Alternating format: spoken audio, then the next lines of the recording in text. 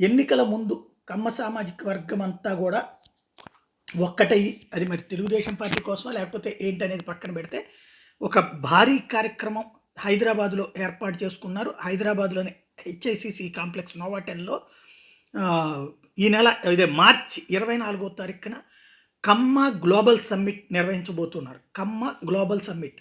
వీళ్ళ లెక్క ఏంటంటే ఆంధ్రప్రదేశ్‌లో 28.5 లక్షల జనాభా ఉన్నారు కమ్మ సామాజిక వర్గం, 5.2%.